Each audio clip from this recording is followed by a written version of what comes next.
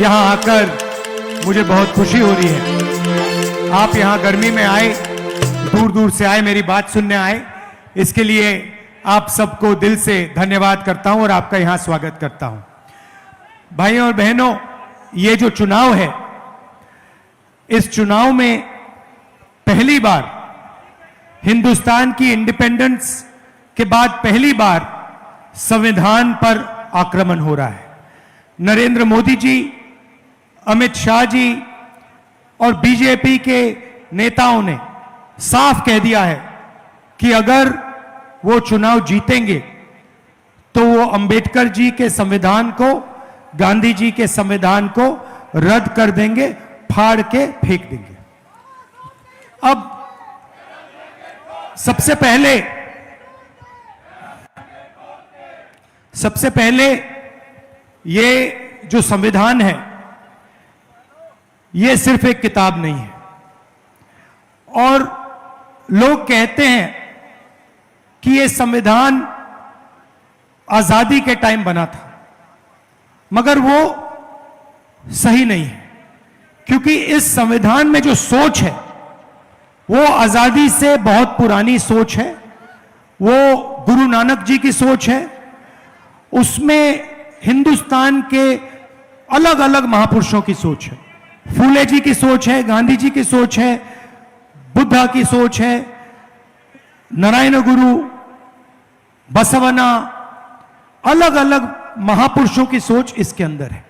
और जब बीजेपी के लोग, आरएसएस के लोग इस पर आक्रमण करते हैं तो वो हिंदुस्तान के इतिहास पे, हिंदुस्तान की हिस्ट्री पे, हिंदुस्तान का जो दिल है उस पर आक्रमण कर रहे हैं।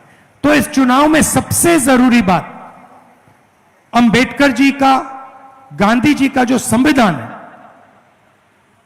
उसकी रक्षा करने का मिशन है। और हम सब मिलकर, कांग्रेस पार्टी के कार्यकर्ता, कांग्रेस पार्टी के सारे नेता, हम सब मिलकर जनता के साथ यह काम पूरा करेंगे। शहीद भगत सिंह जी की बात करते हैं और उनके बारे में कहा जाता है कि वो हिंदुस्तान के लिए शहीद हुए।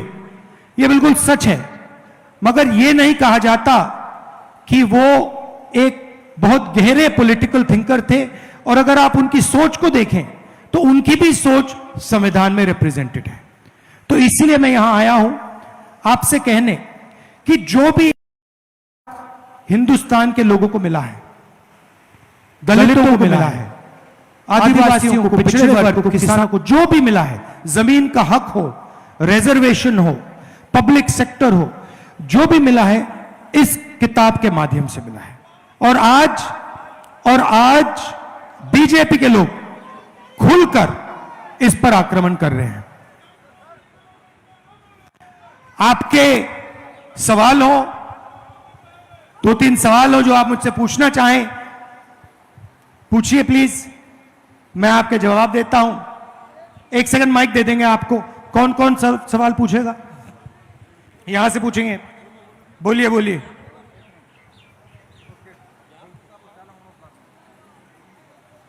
अब बोलो, पूछो पूछो। ਵਾਹਿਗੁਰੂ ਦਾ ਖਾਲਸਾ, ਵਾਹਿਗੁਰੂ ਦੀ ਫਤਿਹ। ਬੇਨਤੀ ਇਹ ਆ ਵੀ ਅਸੀਂ ਤੁਹਾਨੂੰ ਕਾਮਯਾਬ ਬਣਾਵਾਂਗੇ। ਨਰੇਗਾ ਵਾਲੀਆਂ ਬੀਬੀਆਂ ਦੀ 400 ਰੁਪਈਆ ਦਿਹਾੜੀ ਹੋਣੇ ਚਾਹੀਦੀ ਆ। ਬੱਚੇ ਸਾਡੇ ਭੁੱਖੇ ਮਰਦੇ ਆ, ਉਹਨਾਂ ਨੂੰ ਨੌਕਰੀਆਂ ਦਿਵੋ। ਉਹਨਾਂ ਦੇ ਬੱਚਿਆਂ ਦੀ ਜ਼ਿੰਦਗੀ ਜ਼ਿਆਦਾ ਖਰਾਬ ਹੋਈ ਹੋ। ਨਸ਼ੇ ਤੁਸੀਂ ਬੰਦ ਕਰਾਓ। देखिए, थोड़ी थोड़ी मैं पंजाबी समझ जाता हूं तो कोशिश करता हूं। हमने मैनिफेस्टो में लिखा है कि नरेंद्र मोदी जी ने 22 लोगों के लिए सरकार चलाई है, अरबपति बनाने का काम किया है।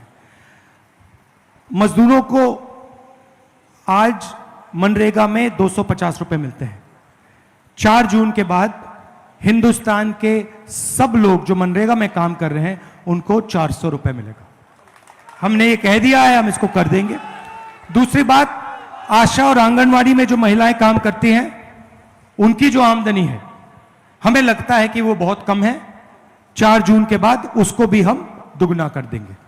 और आखिरी बात, सरकारी ऑफिसेज में, पब्लिक सेक्टर में नया फैशन बना है कि मजदूरी टेम्पररी बेसिस पे, कॉन्ट्रैक्टर बेसिस पे करी जाती है। हम इसको बंद करना चाहते हैं।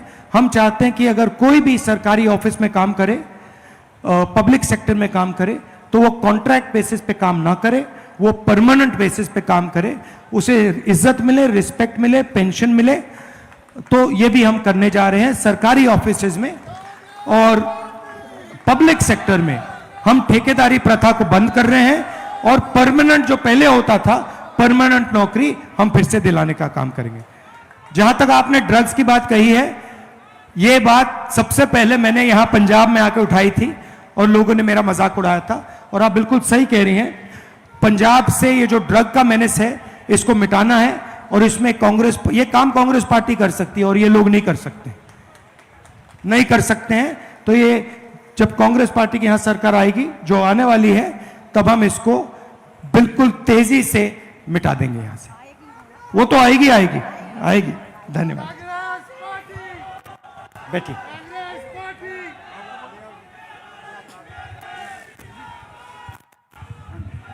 मैं ਗਿਆਨਚੰਦ ਇੱਕ ਆਮ ਆਦਮੀ ਆ। ਮੈਂ ਲੱਕੜ ਦਾ ਕੰਮ ਕਰਦਾ ਸੀ ਅੱਜ ਤੋਂ 10 ਸਾਲ ਪਹਿਲਾਂ, ਬਹੁਤ ਵਧੀਆ ਕੰਮ ਚੱਲਦਾ ਸੀ। ਅੱਜ ਹਾਲਾਤ ਇਹ ਹੋ ਗਏ ਕਿ ਸਾਰੇ ਅਸੀਂ ਘਰ ਦੇ ਰੋਟੀਆਂ ਆਵਾਜ਼ਾਰ ਹੋ ਗਏ।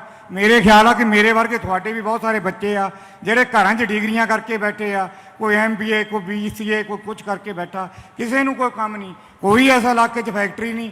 ਬਹੁਤ ਲੋਕ ਦੁਖੀ ਆ। ਮਹਿੰਗਾਈ ਇੰਨੀ ਹੋ ਗਈ, ਜਿਹੜਾ ਸਿਲੰਡਰ 350 ਦਾ ਸੀ ਅੱਜ 1200 ਦਾ ਹੋ ਗਿਆ। ਹੁਣ ਮੋਦੀ ਸਾਹਿਬ ਨੇ ਸਾਰਾ 100 ਰੁਪਈਆ ਘਟਾ ਕੇ ਮੈਨੂੰ ਲੱਗਦਾ 1500 ਦਾ ਫਿਰ ਕਰਨੇ ਨੂੰ ਫਿਰਦਾ। ਤੁਸੀਂ ਬਿਲਕੁਲ ਮੋਦੀ ਨੂੰ ਵੋਟ ਨਹੀਂ ਪਾਣੀ। ਵੋਟ ਸਾਡੇ ਆ ਪ੍ਰਧਾਨ ਮੰਤਰੀ ਦੇ ਜਿਹੜੇ ਹੱਕਦਾਰ ਆ, ਇਹਨਾਂ ਨੂੰ ਵੋਟ ਦਿਓ ਤਾਂ ਕਿ ਇਹਨਾਂ ਨੂੰ ਵੋਟ ਪ੍ਰਧਾਨ ਮੰਤਰੀ ਬਣਾਈਏ, ਤਾਂ ਕਿ ਅਸੀਂ ਆਪਣੇ ਹੱਕ ਲਈਏ। ये आपने जो बोला, ये आपने बिल्कुल सही बोला है कि नरेंद्र मोदी जी ने हिंदुस्तान की अर्थव्यवस्था को रोक दिया है और जो छोटे बिजनेस वाले हैं, स्मॉल मीडियम बिजनेस वाले हैं, हाथ से जो काम करते हैं, उनको सबको खत्म कर दिया है। 2-3 तरीके से किया है। सबसे पहले उन्होंने पूरा का पूरा सपोर्ट अदानी जैसे लोगों को दिया है। अब अदानी जैसे लोग जो हैं, जब ये इनको पैसा देते हैं तो ये पैसा हिंदुस्तान में खर्च नहीं करते हैं। ये पैसा अमेरिका में जाके, जापान में जाके, दुबई में जाके ये लोग खर्च करते हैं। तो इससे हिंदुस्तान की अर्थव्यवस्था को फायदा नहीं होता। पहली बात यह है। दूसरी बात, नरेंद्र मोदी जी ने छोटे व्यापारियों को मारने के लिए गलत GST और नोटबंदी की। मीडिया कहता है कि नोटबंदी और GST से देश को फायदा हुआ है, मगर सच्चाई यह है और पूरा हिंदुस्तान जानता है कि नोटबंदी और GST ने हिंदुस्तान का नुकसान किया और खासतौर से जो छोटे बिजनेसेस हैं उनको खत्म किया। अब देश में रोजगार छोटे बिजनेसेस देते हैं।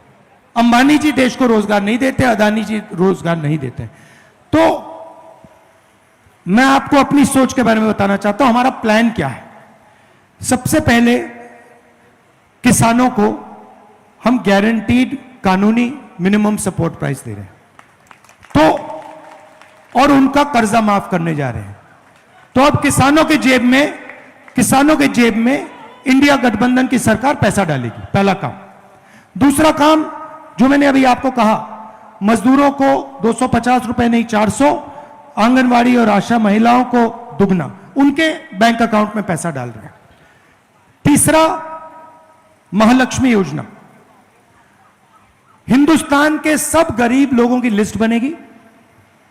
पंजाब में, उत्तर प्रदेश, बिहार, हर प्रदेश में जो भी गरीबी रेखा से नीचे हैं उनके नाम लिस्ट पे आएंगे। हर परिवार में से एक महिला का नाम चुना जाएगा और उस महिला को हर महीने 8,500 रुपए ठकाठक अंदर, साल के 1 लाख रुपए। तो करोड़ों महिलाओं को हम साल का 1 लाख रुपए देंगे और वो उस दिन तक मिलेगा जब तक वो गरीबी रेखा से निकल जाएंगे। तीसरी बात, पहली नौकरी पक्की स्कीम। आपने ग्रेजुएट्स की बात की, आपने इंजीनियर्स की बात की। हिंदुस्तान में मोदी जी ने इंजीनियर्स को, ग्रेजुएट्स को कहा कि आप लोग पकौड़ा बनाओ। मैं दिल्ली रेलवे स्टेशन गया, वहां एक युवा मिला, सिविल इंजीनियर, वो कुली का काम कर रहा है। तो यह बहुत बड़ी समस्या है, बेरोजगारी की समस्या है। इसको हल करने के लिए पहला काम 30 लाख सरकारी नौकरियां हम आपके हवाले करने जा रहे हैं जो खाली पड़ी हुई हैं। दूसरा काम, पहली नौकरी पक्की, 1 साल की नौकरी पब्लिक सेक्टर में, प्राइवेट सेक्टर में, BHEL, HAL जैसे कंपनीज में, इंडियन ऑयल में, हिंदुस्तान पेट्रोलियम में, सरकारी ऑफिसेज, सरकारी यूनिवर्सिटीज, सरकारी कॉलेजेस, सरकारी अस्पतालों में ये नौकरियां मिलेंगी। ये नौकरी का अधिकार होगा, तो कोई भी युवा 1 साल का अधिकार मांग पाएगा, सरकार को देना ही होगा। महीने का 8,500 रुपए, साल का 1 लाख रुपए, खटाखट खटाखट खटाखट अंदर। अब मैं जानता हूं कि ये मीडिया वाले कहेंगे कि देखिए इंडिया गठबंधन की सरकार गरीबों की आदत बिगाड़ रही है। जब अदानी को पैसा मिलता है, अंबानी को पैसा मिलता है, तो ये कहते हैं देखो देखो विकास हो रहा है, और जब गरीबों की जेब में पैसा जाता है तो ये कहते हैं गरीबों की आदत बिगाड़ रहे हैं। तो मैं इनको मैसेज देना चाहता हूं, आपको जितना बोलना है बोलो, ज्यादा बोला तो 1 लाख के 2 लाख कर देंगे।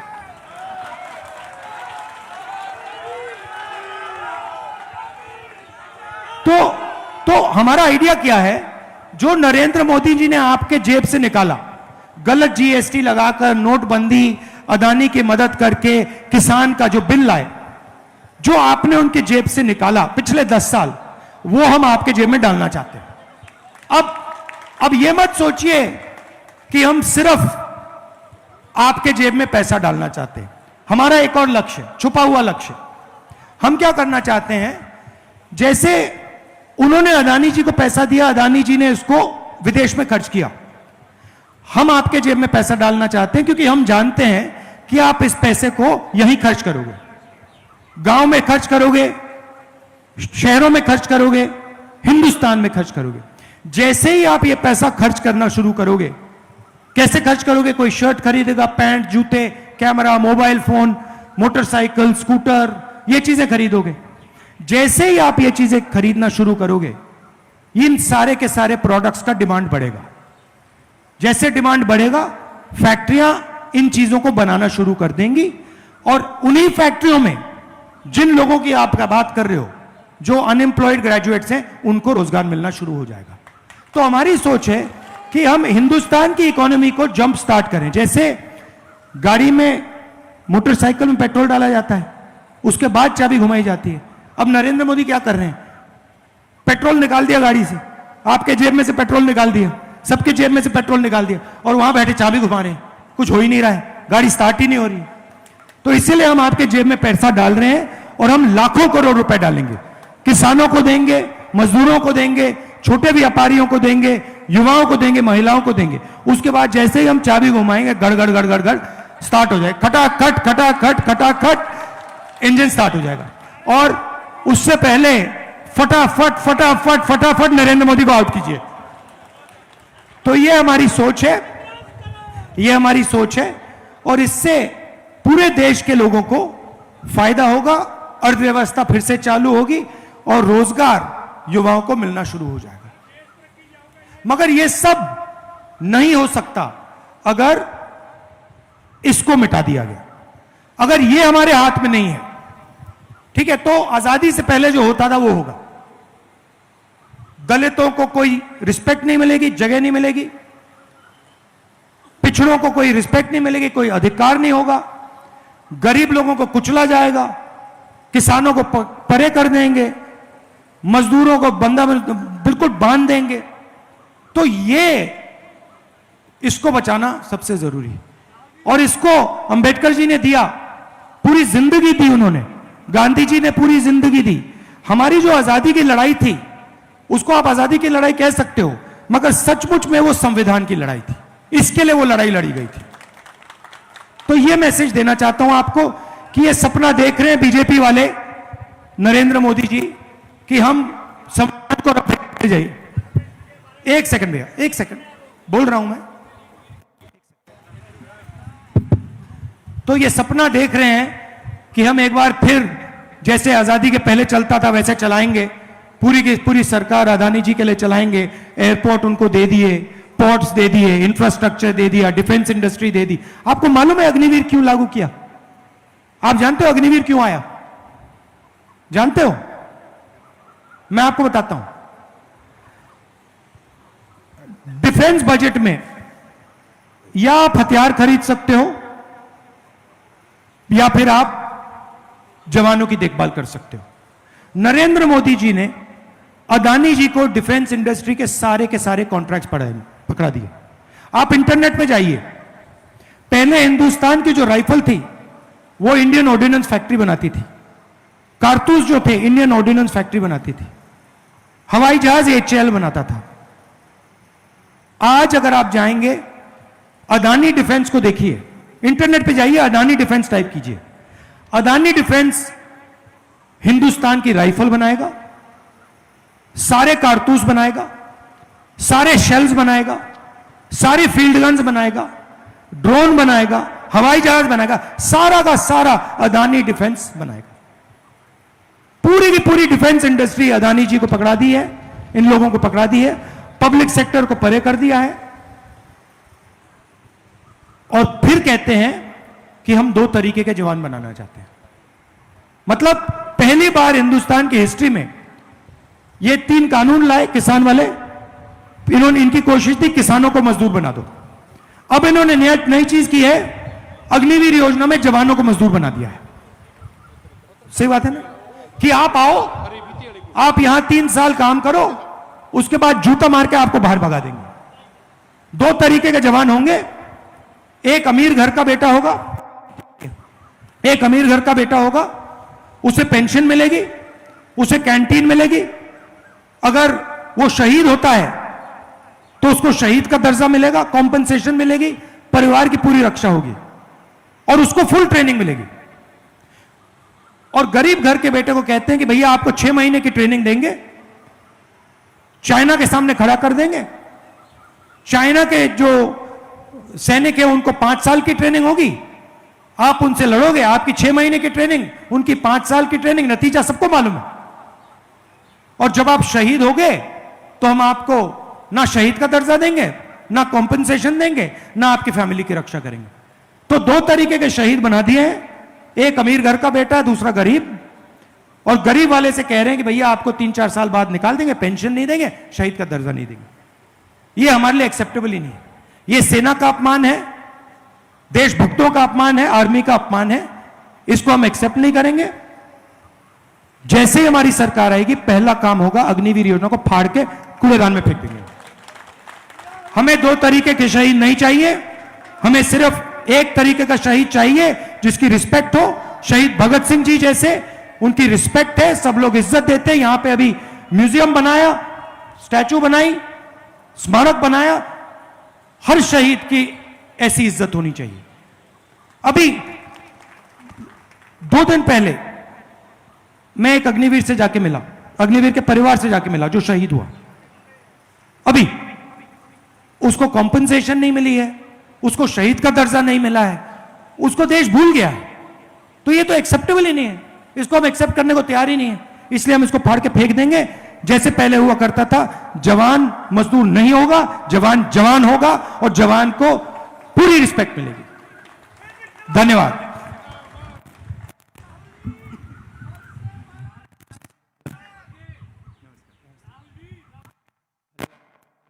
अब बोलता हूं।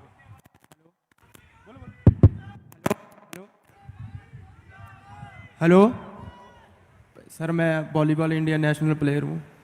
ਹਾਂਜੀ, ਤੇ ਪੰਜਾਬ ਦੇ ਵਿੱਚ ਬਹੁਤ ਨਸ਼ਾ ਵੱਧ ਗਿਆ ਤੇ ਨੌਕਰੀ ਵੀ ਨਹੀਂ ਮਿਲਦੀ ਪਈ ਤੇ ਪੰਜਾਬ ਨੂੰ 골ਡ ਸਿਲਵਰ ਸਭ ਕੁਝ ਦੇਖ ਲਿਆ ਦਵਾ ਕੇ ਤੇ ਸਰਕਾਰ ਨਹੀਂ ਕੁਝ ਕਰ ਰਹੀ ਤੇ 23 ਈਅਰ ਮੇਰੀ 올ਡ ਈਅਰਸ ਹੋ ਗਿਆ ਤੇ ਬਾਕੀ ਸਕੂਲ ਵਾਲੇ ਤੇ ਕਾਲਜ ਵਾਲੇ ਵਜ਼ੀਫਾ ਕੋਈ ਨਹੀਂ ਦੇ ਰਹੇ ਤੇ ਬਸ ਇਹੀ ਧੱਕਾ ਚੱਲ ਰਿਹਾ ਪੂਰਾ ਤੇ ਲੜ ਰਹੇ ਆ ਪੰਜਾਬ ਦੇ ਨਾਲ। ਪੂਰਾ ਮੈਡਲ ਵੀ ਦਵਾ ਰਹੇ ਆ, ਆਲ ਇੰਡੀਆ ਨੈਸ਼ਨਲ ਸਭ ਖੇਡ ਲਏ ਆ ਤੇ ਮੈਡਲ ਵੀ ਹੈਗੇ ਆਪਣੇ ਕੋਲ ਤੇ ਬਟ ਫਿਰ ਵੀ ਇੱਥੇ ਰੋਲ ਰਹੇ ਆ ਸੜਕਾਂ ਦੇ ਆ 'ਚ। अच्छा लगा आपसे। तो इसी चीज को हम सॉल्व करना चाहते हैं। इसीलिए हम पहली नौकरी पक्की स्कीम ला रहे हैं, 30 लाख युवाओं को रोजगार देने का काम कर रहे हैं, और आपके जेब में हम पैसा डालकर अर्थव्यवस्था को चालू करने की कोशिश कर रहे हैं। आपने रिजर्वेशन की बात उठाई। देखिए, हिंदुस्तान में 50% पिछड़े वर्ग के लोग हैं, 15% दलित, 8% आदिवासी, 15% माइनॉरिटी, 5% गरीब जनरल कास्ट, 90% से ज्यादा ये लोग हैं। बीजेपी के लोगों ने साफ कहा है कि हम रिजर्वेशन को खत्म कर देंगे। आरएसएस के चीफ ने कहा है कि रिजर्वेशन से देश को नुकसान होता है। हमारे मैनिफेस्टो में साफ लिखा है, आज जो 50% की लिमिट है रिजर्वेशन को पर, उसको हम हटा देंगे और रिजर्वेशन को बढ़ा देंगे, क्योंकि हमारा काम 90% के लिए काम करने का है। हमारा काम 1% के लिए काम करने का नहीं है। हम जाति जनगणना कराएंगे, इकोनॉमिक सर्वे कराएंगे, संस्थाओं का सर्वे कराएंगे, और हिंदुस्तान की जो सच्चाई है, भागीदारी की जो सच्चाई है, कितनी भागीदारी किसके पास है, वो हम देश के सामने रख देंगे। आप सब आए, गर्मी का समय है। हाँ, एक है, अच्छा। सत्कारयोग साथियों, जवान दे मैं दूसरी बारी दर्शन कर रहा। एक बार मौका मिला सी आदमपुर की धरती ते, अज शहीद आजम भगत सरदार भगत सिंह जी जिन्हां ने इस धरती नूं अपने खून नाल सिंचिया, उस धरती ते इस जवान का मैं दर्शन कर रहा। इन्हां दे दादी माँ की जो कारगुजारी सी, वो तो असीं बड़े प्रभावित सी। कोई गरीब नहीं सी रुलदा, हर बन का हक मिलता सी, गरीबां नूं नौकरियां मिलदियां सी, गरीबां दे बच्चे स्कूलों में वजीफे मिलते सी, उन्हां नूं किताबां फ्री मिलदियां सी। ते अज देखो भी की हो रहा। अज साडे बच्चे पढ़े लिखे आ, MA BEd आ, उन्होंने नौकरियां नहीं मिल रही। साथियों, मैं एक बहुत ही छोटे जिहा गरीब परिवार विच उठिया, तो मैं तो अपने आप नूं भाग्यशाली समझदा कि जिन्हां पिंडां दे विच कदी फसल नहीं सी हुंदी। जिला नवां शहर का उदों साडा जिला जलंधर हुंदा सी, ते उत्थे कदी सरदार प्रताप सिंह जी कैरों मुख मंत्री बने पंजाब दे, उन्होंने बई कढ़वाई, धरती आबाद हो गई, सेम चक्की गई। अज सज्जणों, साडे पिंडां दे विच 25-25 कुआंटल कणक ते 35-35 कुआंटल झोना निकल रहा। पर दुख की गल यह आ, ये पंजाब के लोग मेहनती आ, ईमानदार आ, पर जेडे साडे ना राजे आ, पहला प्रजा राजे दे वेले सुखी हुंदी सी, अज प्रजा दुखी आ। मैं राहुल जी थानू एको बेनती करनी चाहुंदा, इन्हां पंजाब दे लोकां नूं ना भुल्लिओ, ये तुहाडे नाल खड़े आ। गल्लां कहणियां, तुहाडा इस धरती ते आउण ते धन्नवाद, दिलों धन्नवाद करदा। जी आए, वाहिगुरू जी का खालसा, वाहिगुरू जी की फतेह।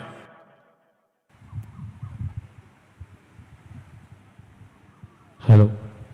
तो आप सबका मैं दिल से धन्यवाद करना चाहता हूं, और आखिरी बात कहना चाहता हूं,